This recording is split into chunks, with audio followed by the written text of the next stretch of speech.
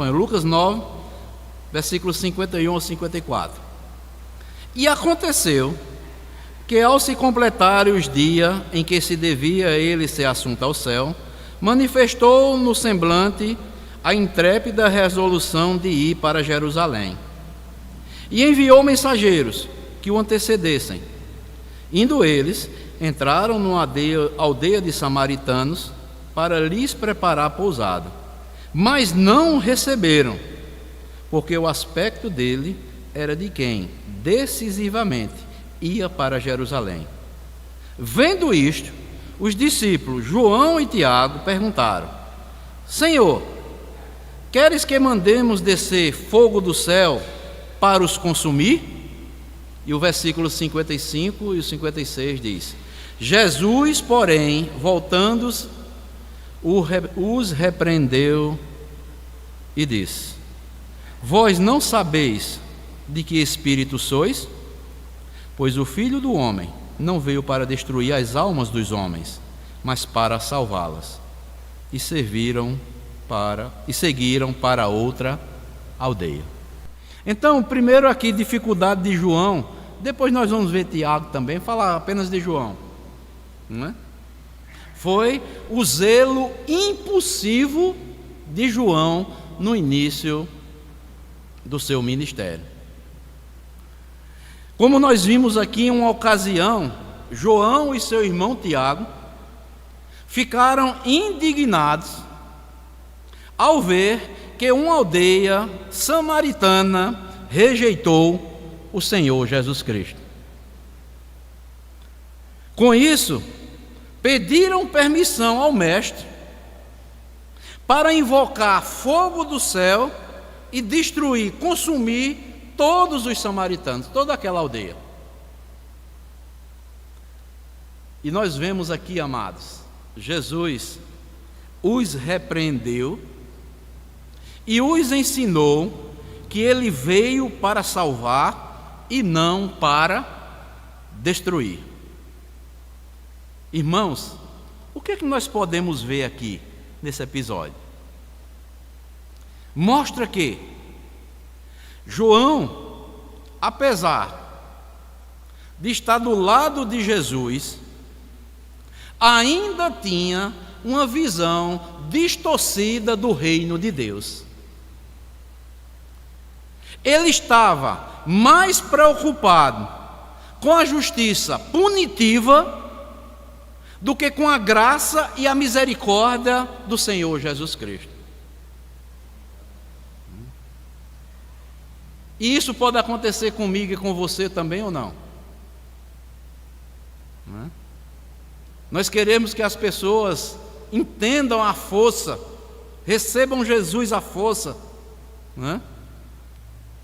E quando essas pessoas rejeitam ou dizem não, ou ficam caladas, às vezes nós ficamos preocupados com uma justiça punitiva, querendo que Deus os puna por não darem crédito ao Evangelho.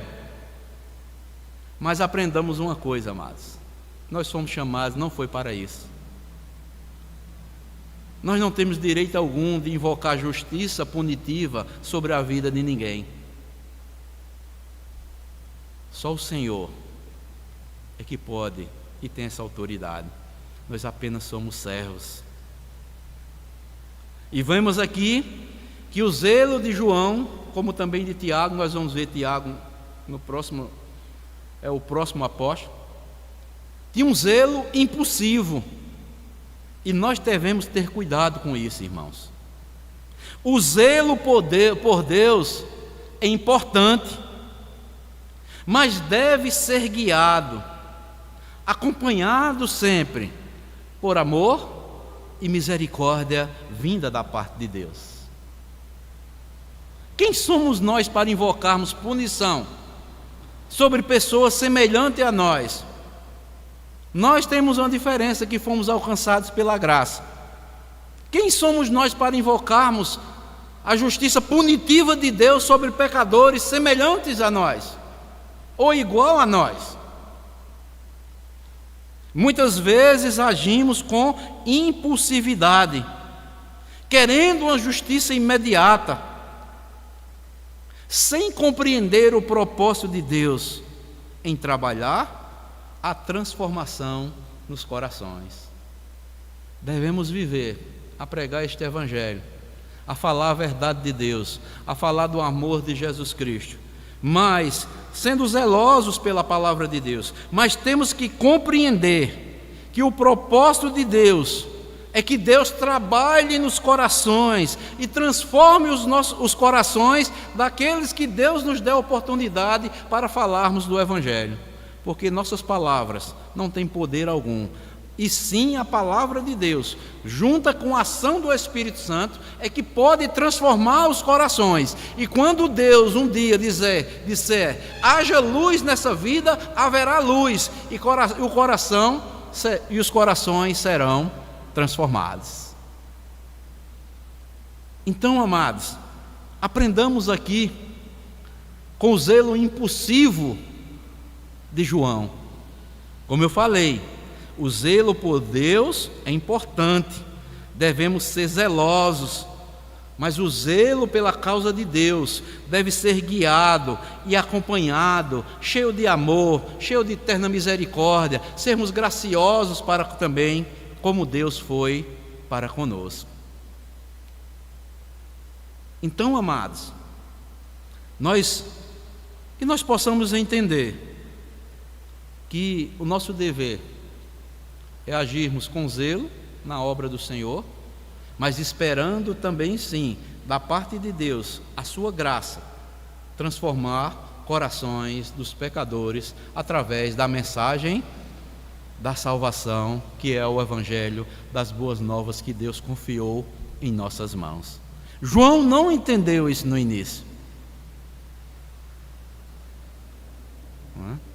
mas vamos ver depois, se não hoje, como João aprendeu a lição e como nós devemos aprender também. Esta foi a primeira dificuldade de João, o primeiro erro, talvez falta de amadurecimento, falta ainda Deus trabalhar, estava iniciando ali o trabalho na vida de João. Mas também há outro erro, outra dificuldade na vida do apóstolo João, que é chamado o apóstolo do amor. Abram comigo Marcos, capítulo 9. Marcos, capítulo 9.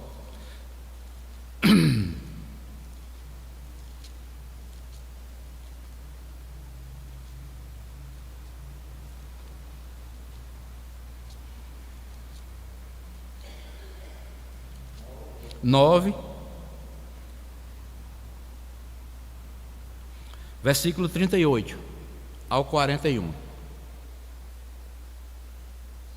que diz assim, Marcos 9, 38 ao 41 diz: Disse-lhe João: Mestre, vimos um homem que em teu nome expelia demônios, o qual não nos segue, e nós lhe proibimos, porque não seguia conosco. Mas Jesus respondeu: Não lhe proibais, porque que ninguém há que faça milagre em meu nome e logo a seguir possa falar mal de mim.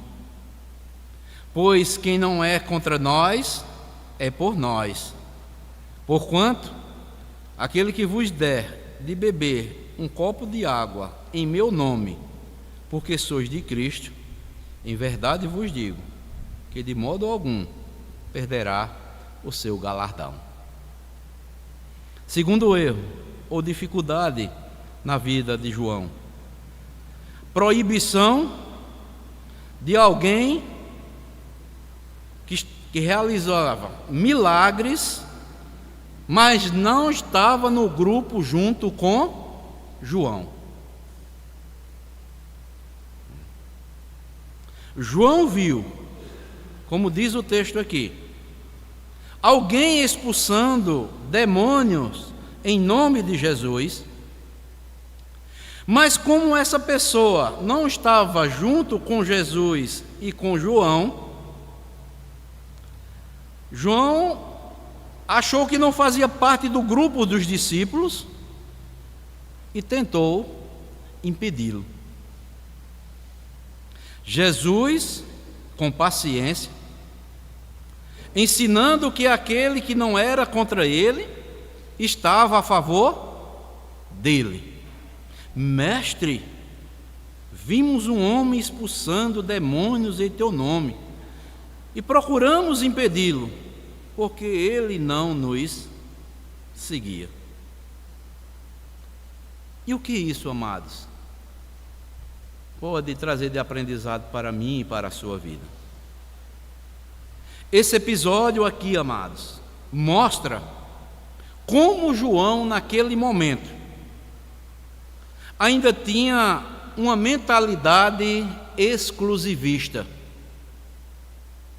acreditando que apenas os discípulos diretos de Jesus poderiam realizar obras em seu nome. E a lição que fica, amados, é esta: muitas vezes podemos também cair no erro de pensar que Deus só trabalha por meio de nós, ou do grupo que nós estamos nos reunindo, ou de uma nossa própria denominação. No entanto, amados, Jesus nos ensina a reconhecer que Deus opera de formas que muitas vezes nós não compreendemos.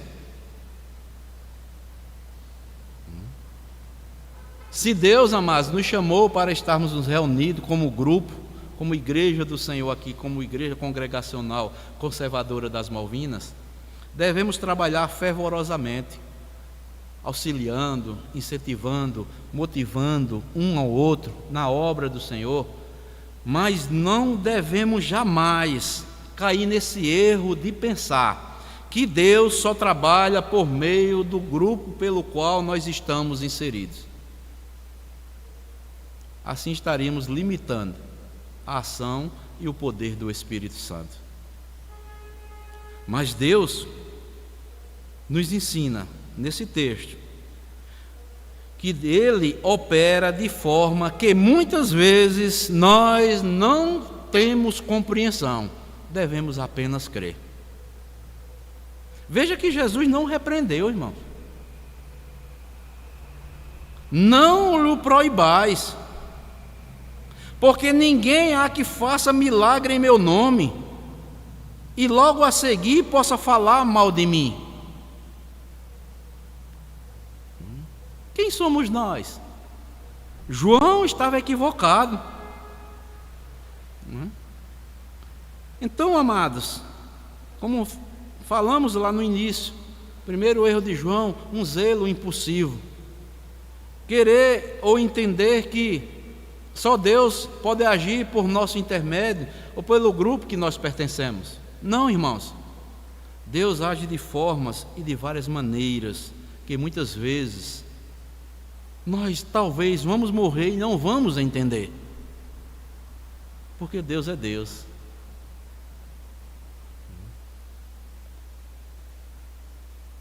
Este foi o segundo erro e a segunda dificuldade no ministério de João, no início assim, com Jesus.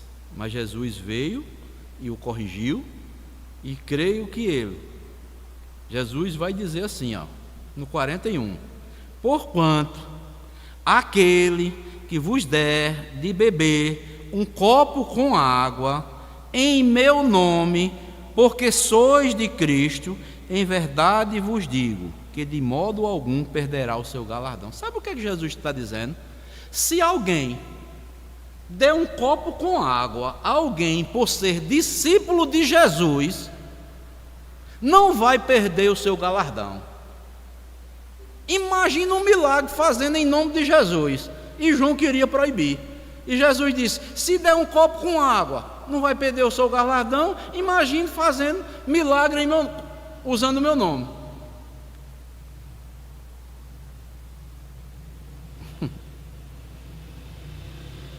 Por ser esse o meu discípulo, se alguém der um copo com água, não vai perder o seu galardão.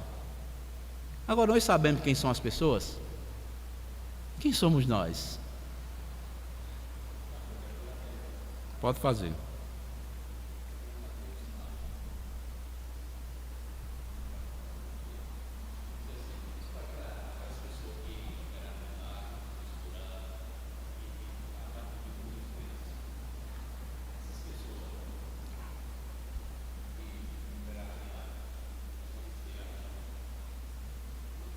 Não, vejam só, aí já é outro contexto. Muitos naqueles dias vão me dizer: Senhor, Senhor, não fizemos isto, aquilo, em teu nome? Fizemos vários milagres. Aí nós não sabemos. Nem por todos realizarem milagre em nome de Jesus, são todos falsos profetas. Nós não sabemos quem são. Quem somos nós para julgar? Só o Senhor no dia vai fazer. Quantos cristãos que não agem milagre estão com a Bíblia debaixo do braço e lá no dia vão receber essa sentença também do Senhor? Tira o milagre. Apartai-vos de mim, porque eu nunca vos conheci. Porque vocês nunca buscaram fazer a minha vontade. Não é? Então, não é só quem faz milagre. É quem também está com a Bíblia debaixo do braço, está aprendendo, mas não ouve nem obedece a palavra de Deus, não coloca em prática. Você sabe quem é? Eu não sei. Eu, como pastor, não sei. Às vezes se manifesta alguém, um pecado, alguém se rebela e é visto. E a igreja vai e trata com aquela pessoa disciplina, que é o dever da igreja, que ficou com esse dever. Agora, saber quem são os verdadeiros e quem são os falsos no final, isso aí é com Jesus. É lá no último dia.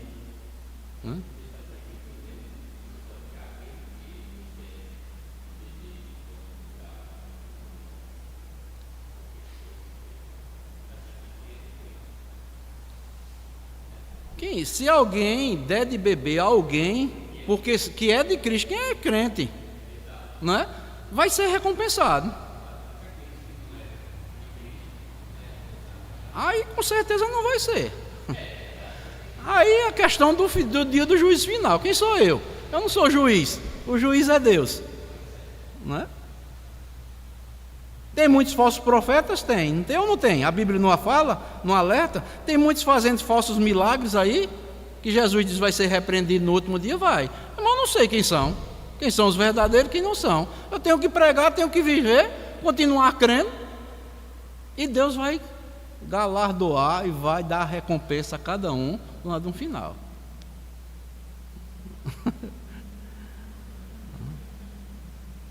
Só sei que Jesus aqui, ele dá uma ordem, deixa ele, rapaz. Quem é você? Você está começando agora, já quer ser juiz? Então é isso, irmãos. Jamais nós podemos duvidar da ação de Deus. Uma coisa eu sei, que haverá muitas coisas, muitos falsos profetas, não é? Falando em nome de Jesus. Abrir-se-ão muitas portas falando em nome de Jesus. Jesus deixou bem claro, não é? Mas não são verdadeiros. Porque Deus está permitindo, eu não sei. Agora, no último dia vai ser revelado, não é? E nós devemos ficar e continuar fazendo aquilo que é certo, aquilo que Deus nos confiou.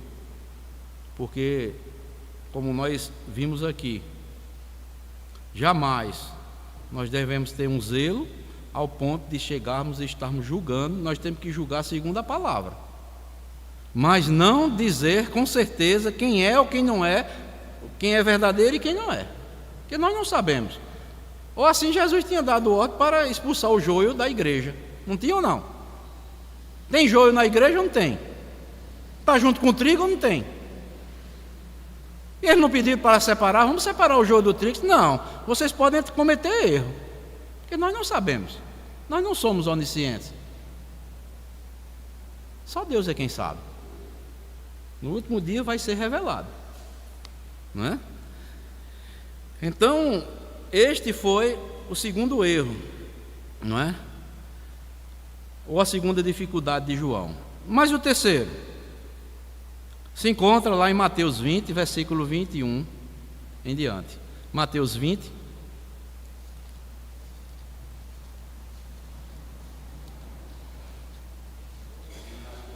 Mateus 20,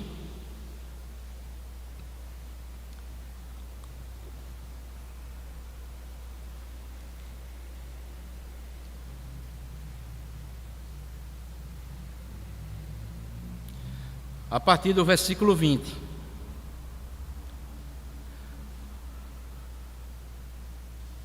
Então, Mateus 20, versículo 20. Então se chegou a ele a mulher de quem? Mãe de quem? De João e Tiago, né? Com seus filhos. E o adorando, pediu-lhe um favor. Perguntou-lhe ele: que queres? Ela respondeu: manda que no teu reino estes meus 2 filhos se assentem, um à tua direita e outro à tua esquerda. Mas Jesus respondeu: não sabeis o que pedis. Podeis vós beber o cálice que eu estou para beber? Responderam-lhe: podemos. Então lhes disse: bebereis o meu cálice. Como eles beberam, não foi? Beberam ou não beberam? Tiago e João. Jesus já sabia: bebereis o meu cálice, mas ao sentar-se à minha direita e à minha esquerda, não me compete concedê-lo. É, porém, para aqueles a quem está preparado por meu Pai. O que é que nós podemos ver aqui? O terceiro erro, a terceira dificuldade de João. Também Tiago, nós vamos ver Tiago lá na frente. O desejo de grandeza. A busca por status no reino de Deus. A mãe de João e Tiago, como nós vimos aqui, fez um pedido ousado a Jesus, que seus filhos tivessem os lugares de honra ao lado dele no reino de Deus. Jesus respondeu que não cabia a ele conceder essa posição e que quem desejasse ser grande, você vai ver lá, esse deveria ser servo de todos. Se você ler aqui na continuada, você vai ver. E o que isso revela, meus amados irmãos? A mãe de João e Tiago também ainda, não compreendia a verdadeira natureza do reino de Deus. Que o reino de Deus não é baseado em poder ou status, mas em serviço e humildade. Quem quisesse ser o maior tinha que servir a todos e com humildade.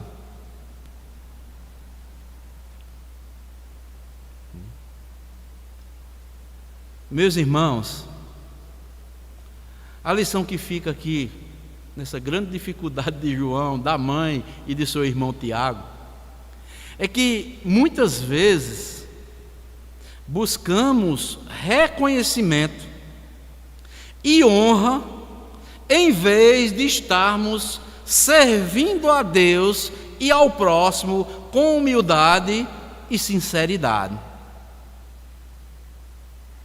O verdadeiro discípulo de Cristo deve aprender a servir sem esperar reconhecimento dos homens, nem recompensas dos homens, e sim da parte de Deus.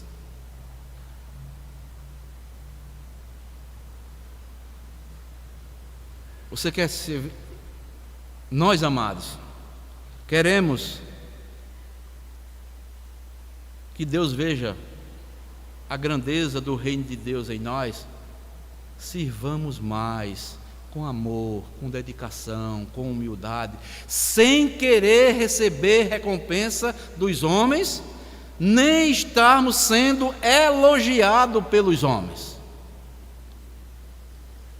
Porque às vezes, amados irmãos, o ser humano é tendencioso para isso.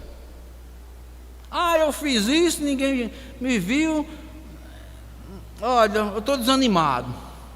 E quem disse que Jesus chamou você para ser elogiado?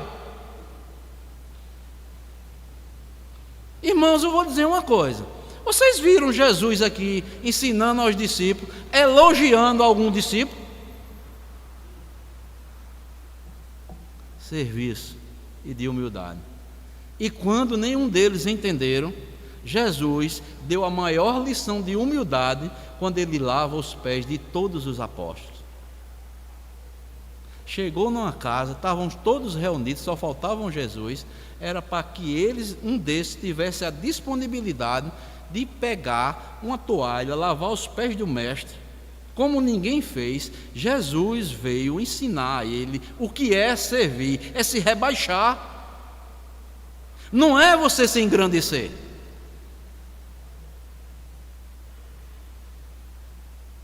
E Jesus, no final, depois que lava os pés dos apóstolos, vocês entenderam isso que eu fiz? Eu sendo servo. E eles disseram, entenderam. Então, bem-aventurados sois, se fizerdes assim como eu vos fiz. O sentido ali, amados, é figurado, nós sabemos. Não é para a gente estar lavando os pés dos outros, mas no sentido de humildade. Ele sendo o mestre, ele sendo o Senhor, lavar os pés dos apóstolos, dos seus servos.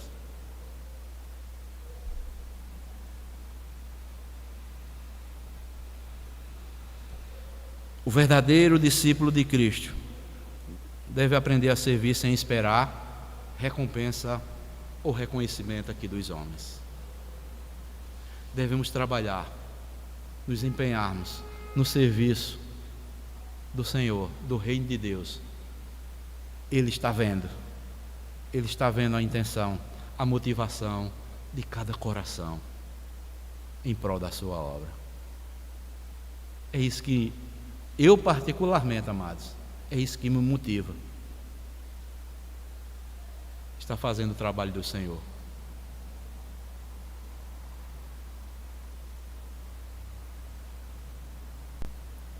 Fazer com sinceridade,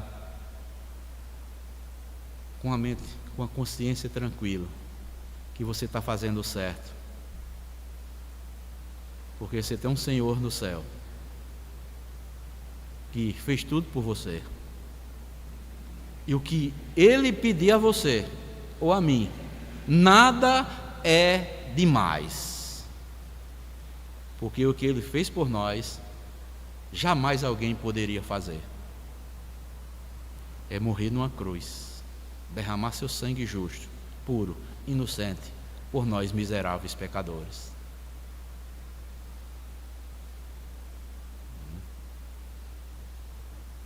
Por isso Jesus Cristo disse, depois que tiverdes feito tudo quanto foi feito, está lá em Lucas, bata no peito e diga, sou servo inútil e fiz apenas o que era o meu dever. Olha o elogio que Jesus deu para os discípulos. Depois de fizerdes tudo quanto vos foi ordenado, bata no peito e diga, sou servo inútil, fiz apenas o que estava ordenado para mim fazer. Não é? É isso, irmãos. Sabe quando é que vai parar o nosso serviço ao Senhor? Só quando Jesus Cristo voltar, quando a gente partirmos para a eternidade, antes da volta dele. Mas o serviço cristão continua. Tem pessoas que estão se aposentando de suas funções na igreja, né? Não aposente não, meu irmão. No reino de Deus não tem aposentadoria. Servo sempre será servo. É para estar servindo sempre. Devemos continuar servindo. E o último foi falta de vigilância. Mateus 26, 40. Mais aí adiante.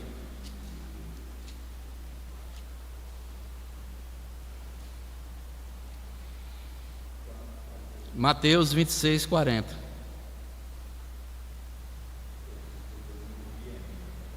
(26, 40). E voltando para os discípulos, achou-os dormindo, e disse a Pedro, então, nem uma hora pudeste vós vigiar comigo?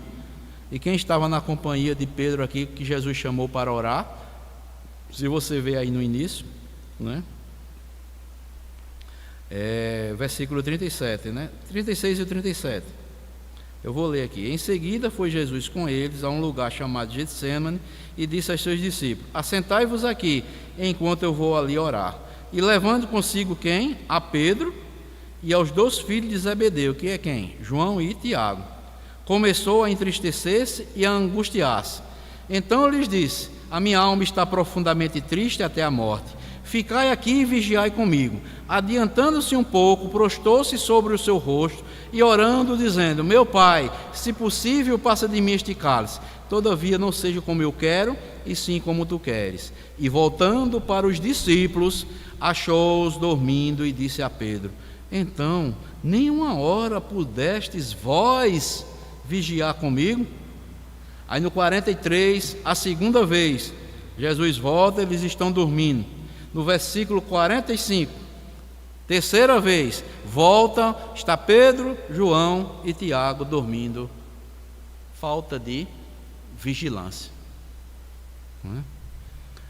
Então, na noite antes da crucificação, Jesus pediu que João, Tiago e Pedro vigiassem e orassem com ele no Getsêmani.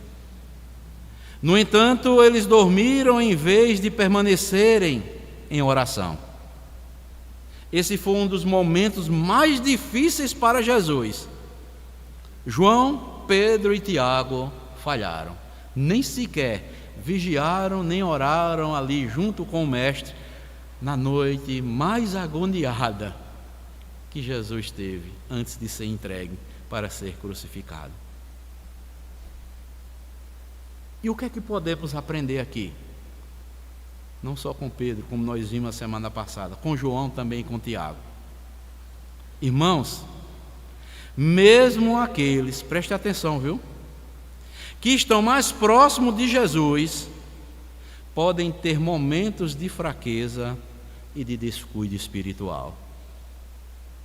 Não foi a primeira vez, não. Foi primeira, segunda e terceira. 3 vezes estavam dormindo. A vigilância na vida cristã é essencial.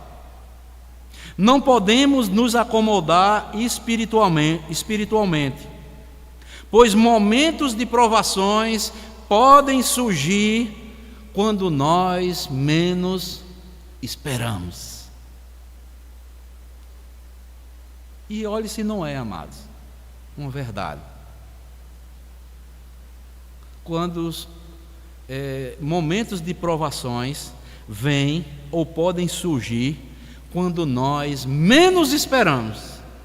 E se nós não tivermos vigilantes, nós vamos tropeçar, e você, quando é pego de surpresa e quando não vigia, a provação vem quando você menos espera, e quando você menos espera, você já caiu, se você não for vigilante.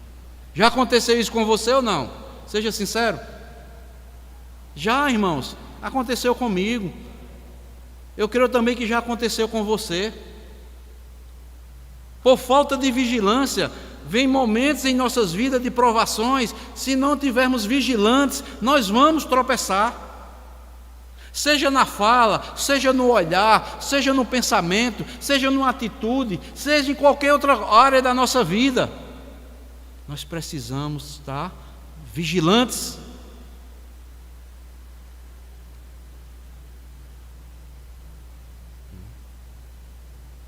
Então, amados, nós vamos ficar por aqui, vendo esses 4 erros, essas 4 dificuldades que João teve que enfrentar no seu ministério.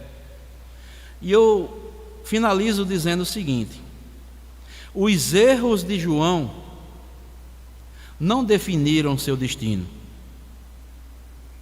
mas serviram como parte do seu crescimento. Aquele jovem impetuoso que queria trazer juízo sobre os outros se tornou o apóstolo do amor. aquele que mais enfatizou a importância do relacionamento com Cristo e com o próximo, aquele mesmo que desejou juízo sobre os samaritanos, este mesmo, nós vamos ver na próxima semana, que foi o mais que enfatizou a termos um relacionamento profundo com Cristo e amarmos o nosso próximo. A transformação que nós vamos ver na próxima semana de João, e como nós vimos aqui nesta noite, os erros e as dificuldades de João, o zelo precisa ser guiado pelo amor e pela paciência. O zelo pelas coisas de Deus precisa ser guiado pelo amor e pela paciência. O reino de Deus não se trata de status, mas de serviço. A graça de Deus nos molda e nos amadurece ao longo do tempo. Assim como João foi transformado, que será a nossa próxima etapa acerca do apóstolo do amor chamado João, assim como João foi transformado pelo poder de Cristo, cada cristão pode ser moldado para refletir cada vez mais o caráter de Jesus. Por isso que eu falei no início da mensagem acerca dos apóstolos de Jesus Cristo. Nós vamos ver, amados, como muitas coisas que esses homens tinham no início do seu ministério, nós temos também hoje, e precisamos da graça de Deus sobre as nossas vidas. Mas uma coisa é certa, nós devemos estar sendo zelosos pela graça de Deus, pelo reino de Deus, mas com amor e paciência, esperando apenas a orientação, o reconhecimento. Quando um dia nós estivermos lá, se o Senhor quiser nos galardoar, bem; se não nos quiser, a salvação em Cristo já é suficiente para nós nos dedicarmos com zelo, com amor e com dedicação em prol do reino de Deus, e continuarmos como servos humildes e, como disse Jesus, inúteis, batendo no peito e dizendo: estamos fazendo só aquilo que nos foi ordenado. Que Deus nos abençoe, amados. E na próxima semana nós veremos os acertos de João, como também as suas virtudes, depois o agir de Deus na vida de João, como ele foi transformado e como Deus agiu na vida dele e continuará agindo em nossas vidas. Que Deus nos abençoe, amados. Deus nos fortaleça, nos dê ânimo, coragem, para que assim venhamos aprender com a trajetória de vida desses homens. Pedras brutas, mas foram lapidadas pelo Senhor, pelo Mestre, que sabe e tem a arte de fazer pecadores em servos de Deus. Que Deus nos abençoe, em nome de Cristo, mais uma vez. Amém.